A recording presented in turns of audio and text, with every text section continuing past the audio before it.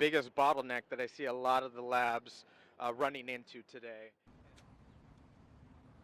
What's up, guys? It's Tuesday.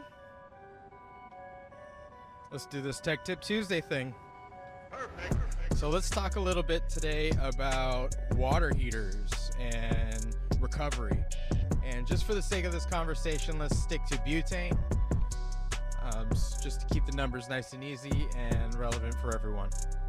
So what's going to be really helpful is if you remember your minimum recovery speed from the last video that we did last week and use that number for what we're about to talk about today.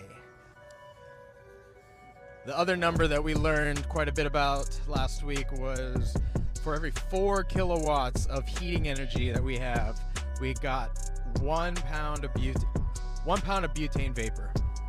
So let's start off with the biggest issue or the biggest bottleneck that I see a lot of the labs running into today. And that is that they're using laboratory-sized heaters and chillers. Obviously today we're going to be focusing on heaters. 4 kilowatts is the largest you'll probably ever see on a benchtop heater. These benchtop heaters most of the time will have minimal power just because they're more limited to a 220 plug. Another downside of these benchtop heaters is they normally have really tiny water pumps or recirculating pumps on them, which don't really give you a whole lot of gallons per minute. And that affects the efficiency of the heater. So let's explore some different options that are a solution to these heaters. Now you have 2 types of heaters that you can get away with. One is going to be a water heater with a tank, essentially a reservoir tank. And this kind of usually looks like your old school propane heater at home. For obvious reasons, it's a little bit of a liability to be setting up a propane heater anywhere near a closed loop with boiling butane for that matter. We actually recommend the other route, which is a tankless water heater. Now, a tankless water heater is more on-demand water heater that would normally be run through your warehouse or any sort of industrial building, maybe even a apartment complex where the water heater has to supply to many different sources. That's what we would recommend. ExtractorDepot.com, you can actually check out Hubble tankless water heaters are what we sell on ExtractorDepot.com. And we pair that up with a Taco water pump.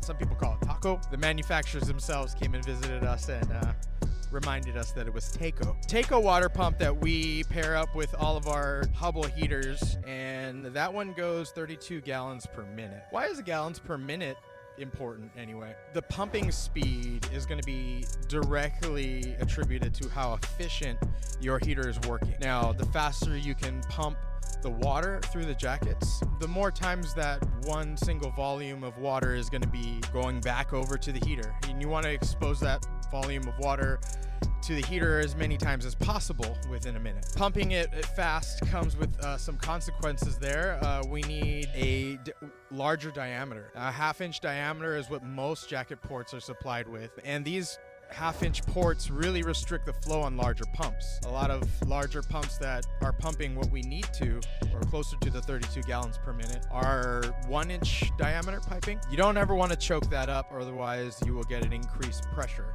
Smaller diameter means more pressure if we're going to pump the same volume of water through it. If you notice, all of our solvent tanks and collection vessels from Extractor Depot all have 1.5-inch ports, and these are to accommodate commercial heaters and chillers, mostly just to keep your jacket pressures down when you want to keep your water efficiency nice and efficient. Most of the time, want to get yourself a 24 kilowatt water heater.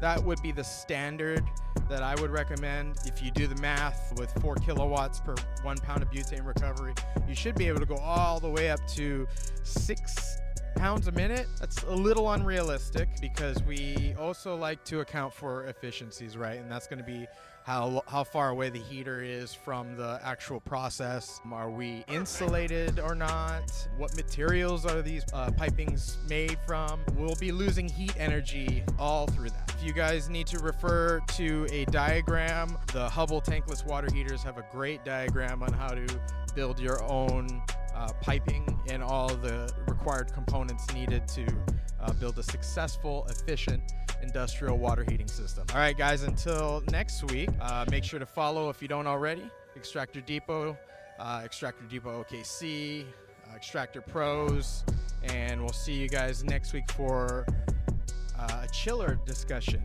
on Tech Tip Tuesdays. Peace.